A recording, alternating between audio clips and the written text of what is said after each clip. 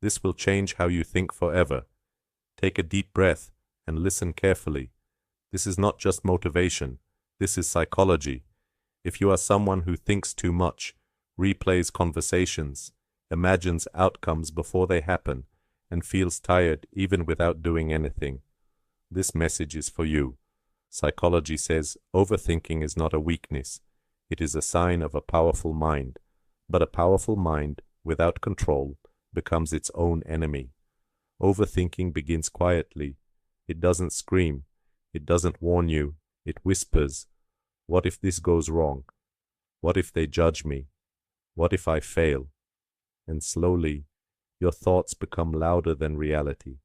You start living more in your head than in the present moment. Psychology explains this clearly. Highly intelligent people have deeper neural activity. They analyze patterns. They connect dots faster.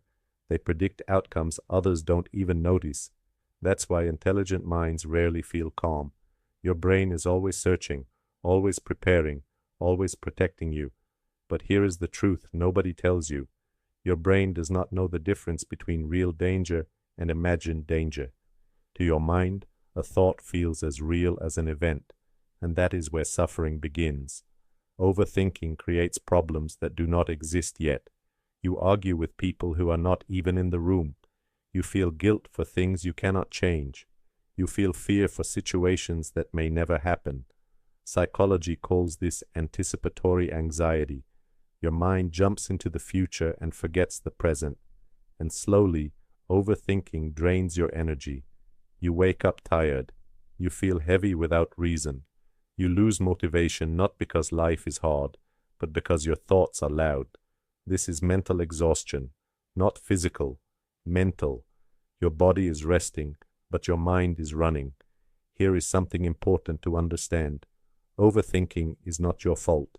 It is a learned response. At some point in your life, thinking deeply helped you survive. Maybe you grew up in uncertainty. Maybe you were judged often. Maybe you had to be careful with words and actions. So your brain adapted. It learned to analyze everything to keep you safe. But what once protected you is now hurting you. Psychology says healing begins with awareness, not force, not positivity, not suppression. Awareness. The moment you notice a thought and say, "This is just a thought," you create distance, and in that distance, you regain control. Emotionally intelligent people understand one powerful rule. Not every thought deserves attention. Just because you think something does not mean it is true. Just because you feel something does not mean you must react. Silence sometimes is the highest form of intelligence. Have you noticed something? The strongest people are often the quietest. They don't explain themselves. They don't argue to win. They don't react to every emotion. Psychology explains why. They have mastered emotional regulation. They choose peace over proving a point. They understand that inner calm is power. Overthinking wants certainty, but life does not offer certainty. The more you try to control everything, the more anxious you become. So the goal is not to control life. The goal is to control where your attention goes. Here is a simple psychological shift that changes everything. Instead of asking, "What if this goes wrong?" ask, "What if I handle it?" This trains your brain to trust you, and trust reduces fear. Another truth psychology teaches us: your mind believes what you repeatedly tell it. If you constantly repeat negative scenarios, your brain assumes danger. If you remind yourself that you can adapt, your brain relaxes. Confidence is not loud, it is calm. Let's talk about peace. Peace is not the absence of problems. Peace is the absence of unnecessary thoughts. Your life improves not when everything is perfect, but when your mind is quiet. Psychology also says that overthinking thrives in isolation. When you keep everything inside, your thoughts multiply. Writing helps, speaking helps. Even silence, when intentional, helps. But suppressing thoughts never helps. Here is a powerful technique used in psychology. When a thought appears, label it. Say, "This is fear. This is imagination. This is memory."